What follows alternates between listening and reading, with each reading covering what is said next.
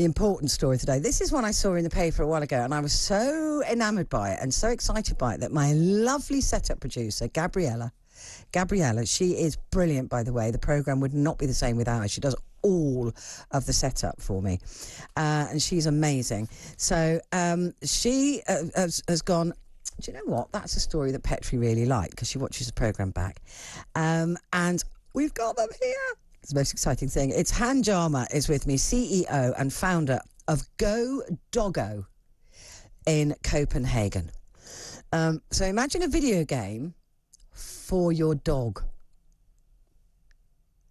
Brilliant. Hanne, good morning. Good morning, Petrie. Thank you for having me. Oh, do you know what? I'm so excited. So tell me about a video game for your dog and how this came about. Yes. Well, dogs, they are actually intelligent beings, and all intelligent beings, they need a lot of mental stimulation. And I got this idea because I had the problem of not being able to give them enough of this owner-independent mental stimulation that you would usually use some of these low-tech pet puzzles for. And also these low-tech pet puzzles that you can buy, they are typically made out of plastic or wood, and they only have a couple of levels, and they are then either too easy or too difficult. And if they're too easy, then of course the dog will not get a lot out of it mentally. And if it's too difficult, dogs will actually just give up. So I felt that we needed something tech-based that could help us with this problem. So something that could gradually become harder and harder, and also automatically find the right level for each dog. There's another a good thing about this solution, and that is that it can also be used with dogs that are chewing stuff, because these, as I mentioned before, low-tech pet puzzles, they are typically chewed up, and then it's not safe for the dog to play with them when they are alone. So our solution is computer vision based. So that means that the dog doesn't have to touch anything. It will simply have to do different position using its body. And then it will, of course, get a treat. And the treat it can touch and should touch, of course. But that's the only thing it has to touch. So it's safe. You can even use it when you're home, your dog is home alone, because you can set a time for when you want it to start. And then your dog can get a couple of minutes of mental stimulation. And where does the treat come from then? Because we're watching some footage at the moment now of a Labrador at home and obviously doing things that it's being asked to do. Yes. Does the technology then spit out a treat? Yeah, well, I'm so fortunate that I have my unit right here. So you can probably see that we have, of course, a camera, but we also have a treat exit. So the treats are actually placed inside the unit. We have this carousel, I guess you can see it, where there's room for 20 treats. And then we have, of course, a computer that uses the live camera view so that we can see if the dog performs a challenge correctly. And if that is the case, then a treat will come out of this. So the AI itself can see if the dog is doing what it's being asked to do? Yes. That is brilliant. I think we've got a bit of a video, actually, to play where I've got to stop asking questions because I'm in love with this. I think it's great. So let's have a look and see a bit of this video in action.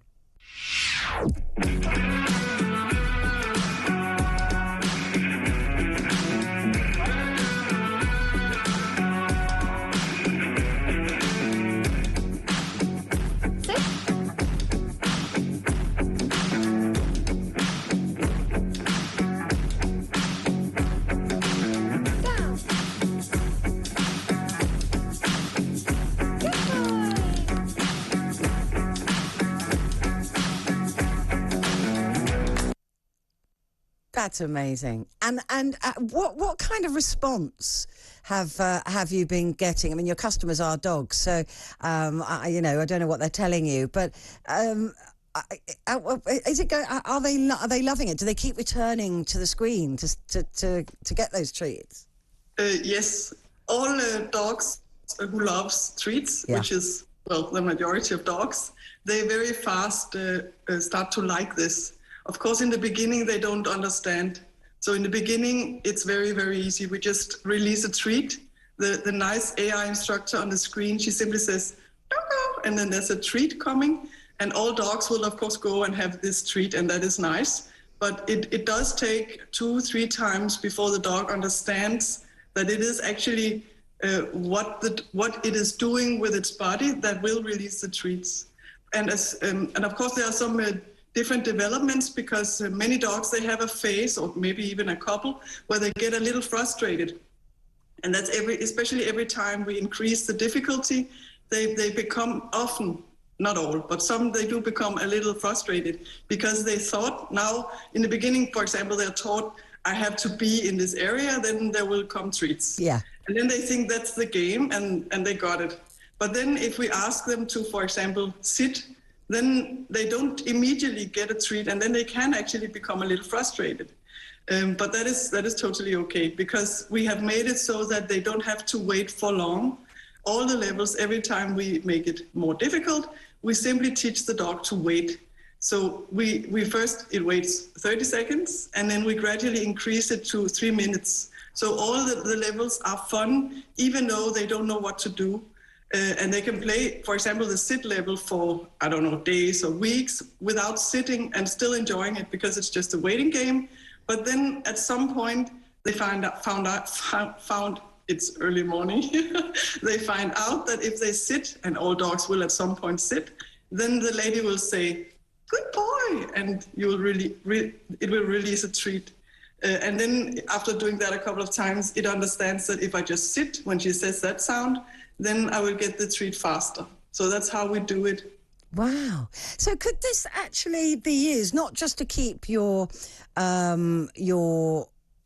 dog entertained, but it could be used to train your dog? Because this is basic fundamental training, isn't it? Yes, it is, but that is far from the point. It's very important to understand that the Go Dogo is not training. The training part is simply because the images that we could get our hands on and the movements that a dog does naturally are sit and down and stand and movements like that until now. But it should never be seen, at least not in our point of view, as a replacement for training. Right. And also the cues, it's totally okay that they are not the same as the cues that the dog's human uses or the dog parent, because it's not training, and the dog will not get confused. It will understand that when I'm playing Go Dogo, then we use these signs and sounds. And when I'm trained by my owner, we use other sounds. And I want to stress that it's extremely important that you as a human spend time with your dog and train your dog so that you strengthen the bond between you and the dog. That is the most important thing. I've got a dog and we're inseparable, actually. I adore him. But I use clicking with him when I want him to do something. And he's actually, he totally gets it. But this game, how do we get this? How do I get this game? I'm very sorry that we're not yet in the UK, because we are only a startup. We're only 4 years old, and it takes a long time to develop hardware, especially as advanced as this. And we are only at this point of view, at this point we are only 5 people full time. Oh wow! And rules and tax rules and legislation and different things simply does not allow us to start selling in all countries yet. But we do sell, of course, in our home country, Denmark, and in the US. And we have a Notify Me list. And of course, the countries with the most Notify Me please when Go Dogo is in my country, we will prioritize those. So if dog owners in the UK, for example, would love to have the Go Dogo, they should go and sign up, because then our investors will force us to focus on the UK. I mean, I can't see how you can fail in the UK market. I mean, we've all got pets, haven't we? I mean, we're big dog lovers. What if your dog is particularly not the brightest button in the box? What if they're a bit thick? Then they will simply play some of the lower levels for a long time. But I think it's hard to talk about intelligence. I mean, I have 2 very different dogs. One is very fast. I also use the clicker training, and he seems to get it before I even think it. but the other one is very slow, but he's very food driven. Right. So he's actually also extremely good at playing Go Dogo. I often use him, for example, also when I'm demoing it, because he is so slow, because then I can explain the system while he's thinking about what to do. But I think it is not a problem as long as the dog likes treats. And also because we have these different levels. I mean, and the system knows when the dog, I mean, what's the top level? Does it start doing your laundry? I mean, what's the top level? Yeah, right now the top level is actually only two random cues. So the dog will have been taught to either sit or lie down or stand. And in the top level, as it is right now, the dog will be asked to do two different things in a row for one treat. And it has to listen because it's too different every time. And that's why it keeps being, challenging. It can't just do like sit or down and then it'll get it. So there's a general acceptance here then that dogs understand English. They probably do, at least if they live in England, but it doesn't matter. We could say any sound or it doesn't matter. They will. The challenge for them is to find out if I hear and see this. So if the noise is right, okay, yeah, exactly. And then they want to optimize to get the treats as fast as possible. And this, have you found that your dogs are happier, that they are more, content? Yes, we have played now, I think, with somewhere between, around 150 different dogs. And they get, of course, we haven't scientifically measured this, but they seem to become tired after playing and more, relaxed is probably a better word for it. They do spend a lot of mental energy.